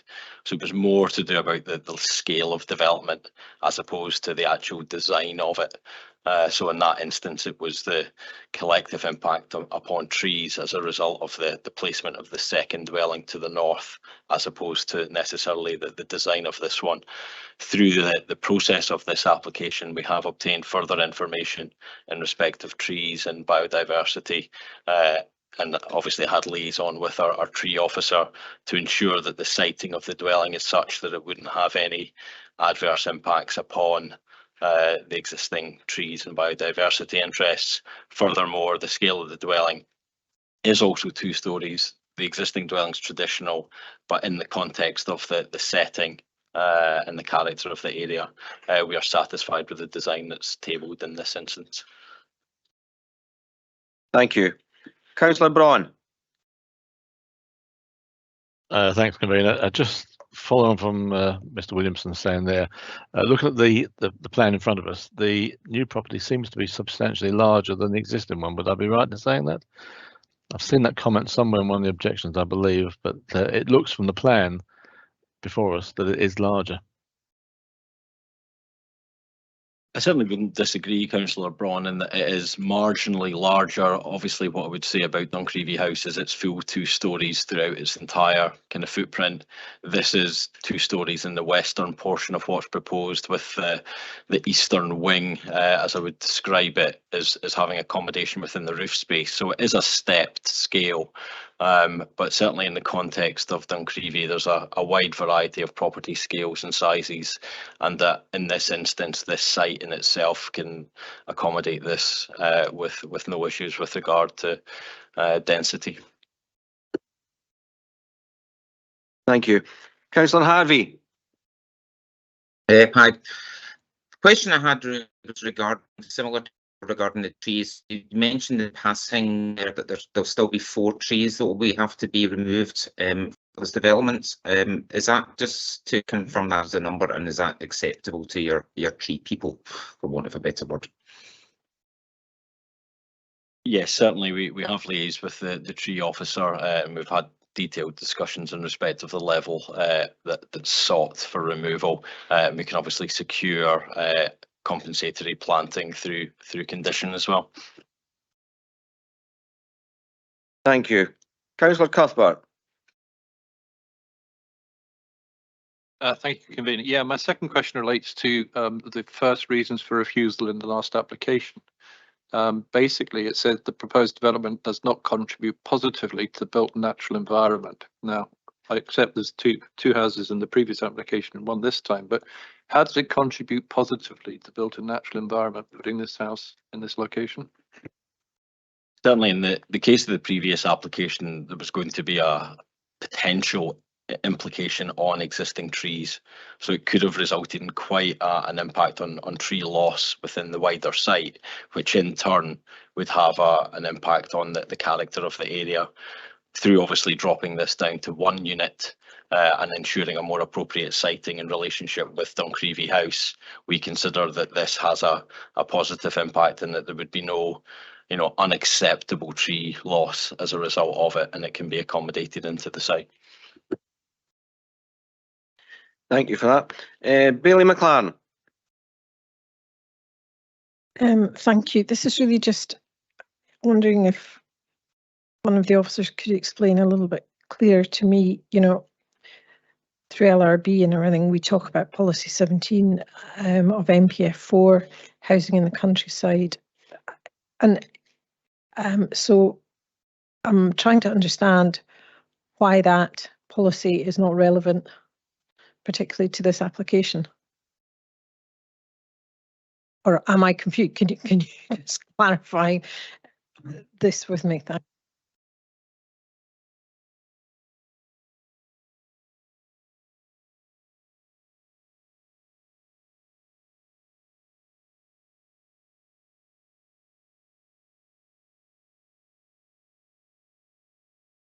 Sorry, Bailey McLaren, just to clarify, with your reference to policy 17, was that of the local development plan?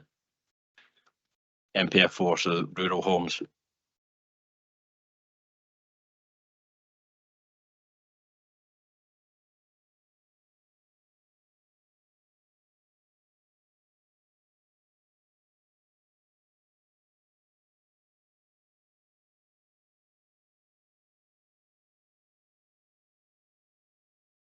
Just in response to that, what I would flag is obviously within policy 40, paragraph 40 of the committee report, we do flag that policy 17 rural homes is relevant.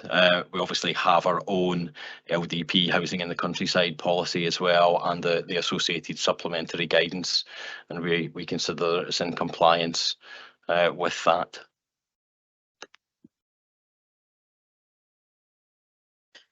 Okay, thank you. Councillor Stewart.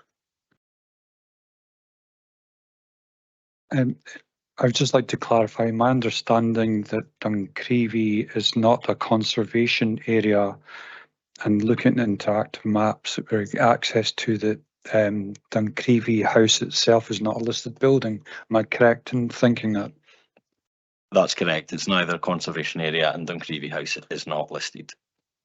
Thank you. Thank you. Any further questions?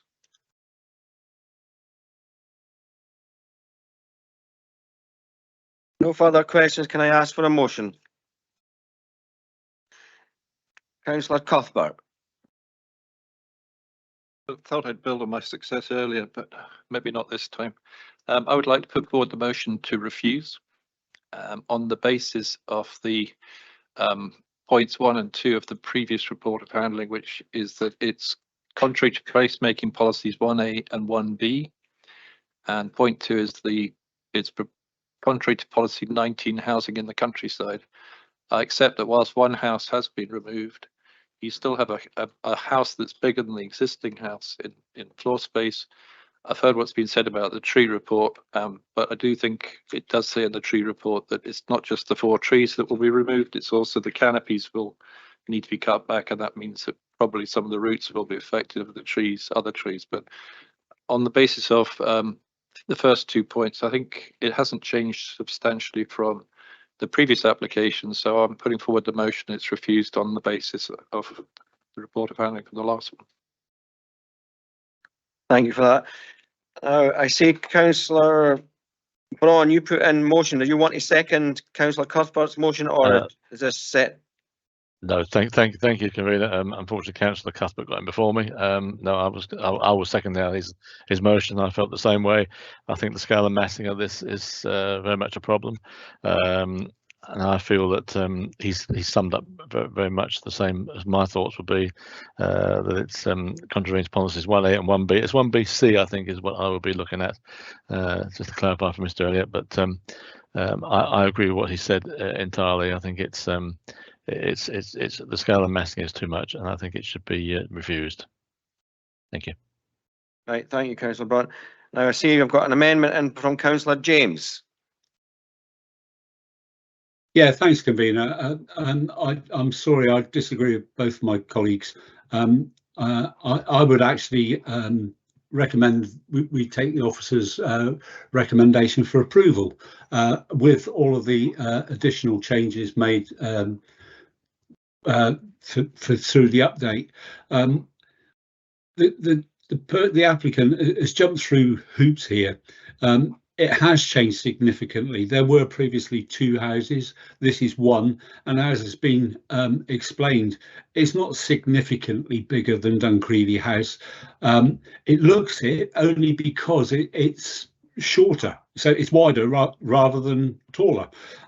So I don't have an issue with this. We're looking for infill sites, and this to me seems like a perfect one, with very minimal loss of tree. 4 trees. If you look at the area, I don't think it's a great payoff. So I'm quite happy to go with the recommendation to approve. Thank you. Thank you, Councillor James. Do we have a seconder for Councillor James's amendment? Councillor Reid. Oh, sorry, Bailey. Sorry, Councillor Reid. Bailey Williamson. Yeah, happy to second on the basis of what Councillor James has just outlined. Thank you.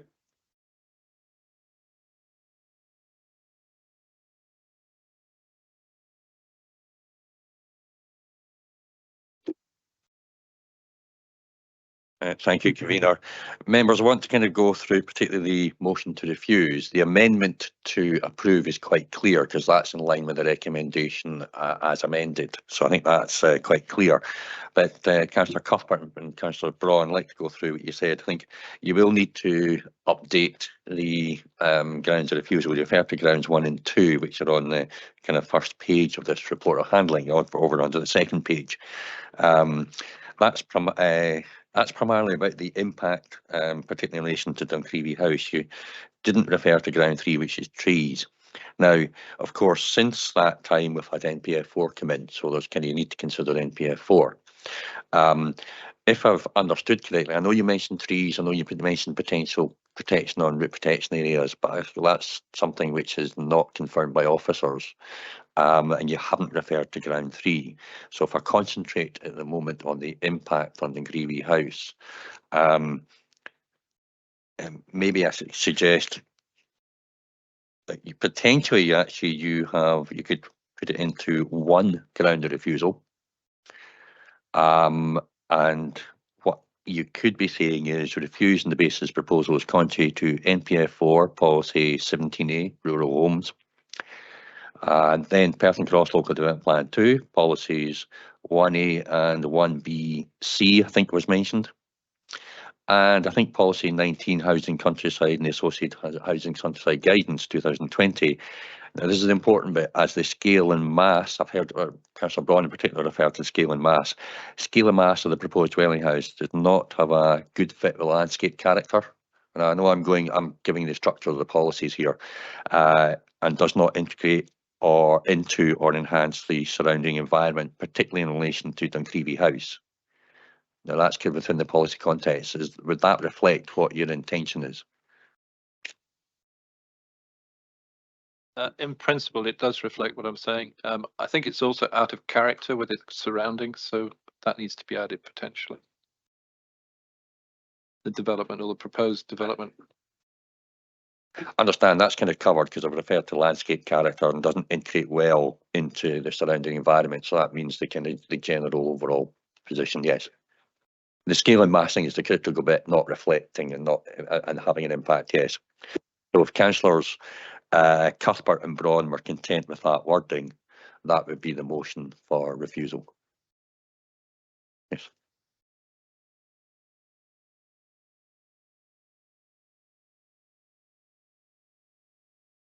Councillor Cuthbert, do you want to sum up? I think the main points have been made. In principle, I don't think this property or this proposal is going to suit the site that's been proposed for.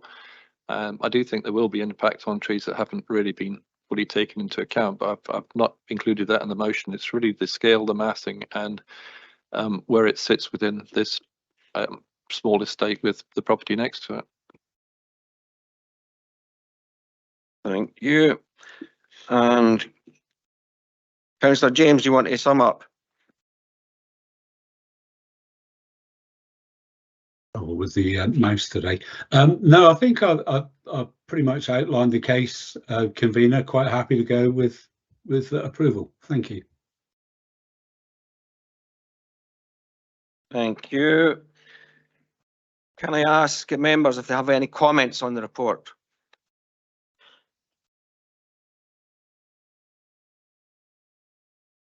No comments. Okay, I'll hand back to you, Colin. Jess, sorry, I'm back to Jess. Thank you. Thank you, convener. Members, when I call your name, please let me know if you're voting for the motion to refuse the application or the amendment to grant the application. Councillor Allen. Motion.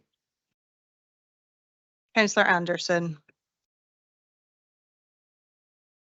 Amendment. Councillor Braun. Motion. Councillor Cuthbert. Motion. Councillor Harvey. Motion. Councillor James. Amendment. Thank you. Councillor McPherson. Amendment. Councillor Massey. Amendment. Provost McDade. Motion. Bailey McLaren. Motion. Councillor Stewart. Amendment. Councillor Reid. Amendment. And Bailey Williamson. Amendment. Thank you. I have 6 votes for the motion and 7 for the amendment, and therefore the amendment will carry. Thank you for that. That means that the planning permission is therefore granted, subject to the conditions of report of handling and the new conditions. Are there new conditions on that one? Yes. Thank you. Thank you. Okay, folks, I think we'll take a break just now. Now it's 20 to 12. If we make it a 50-minute break back by 12:30, okay?